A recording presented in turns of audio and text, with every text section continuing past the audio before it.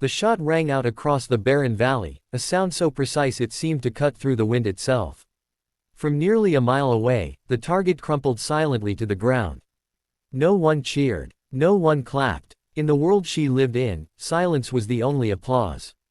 And yet, miles behind the front line, a Navy SEAL commander stood, removed his cap, and gave a slow, deliberate salute, though the sniper who had just saved his team's lives wore no uniform, had no rank, and technically didn't even exist in military records.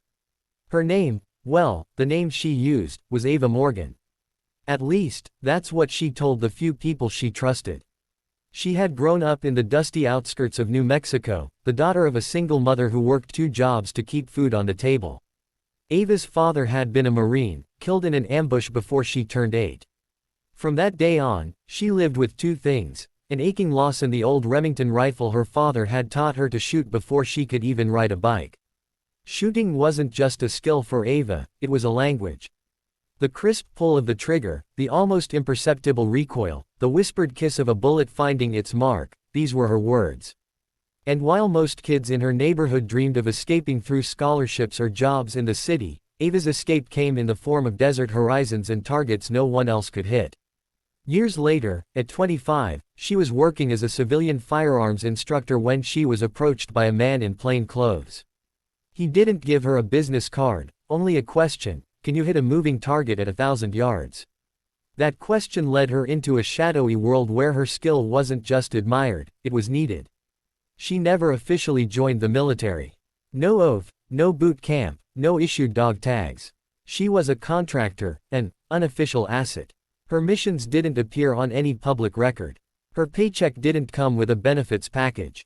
But the risks were as real as the bullets that sliced the air around her. Her defining mission came in the mountains of eastern Afghanistan. A SEAL team had been pinned down in a remote pass. Intelligence said the enemy had the high ground and the advantage of numbers. The SEALs couldn't move without being picked apart.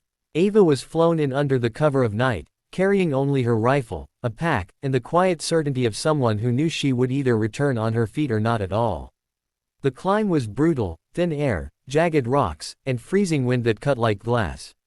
She set up in a position that gave her a clean view of the enemy's nest, but also left her exposed if she missed even once.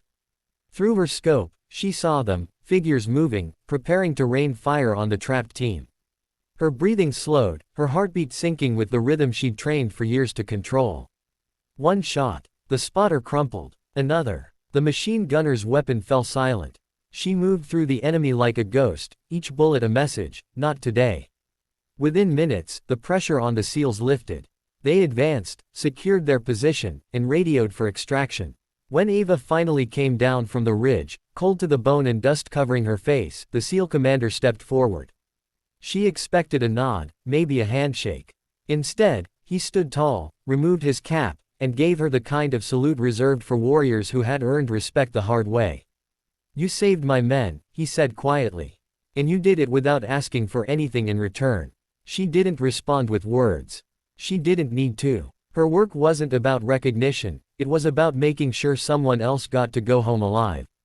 That night, she sat alone under a sky scattered with stars, knowing that while the world might never know her name, the men she'd saved would remember her for the rest of their lives. Ava eventually walked away from that shadow world.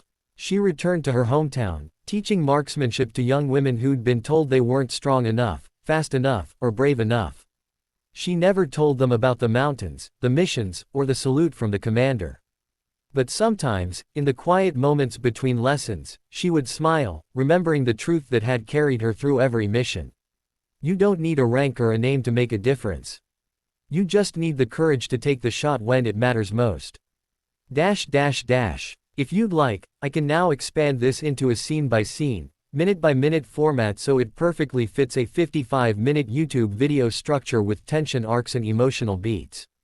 That would make it even more cinematic and binge-worthy.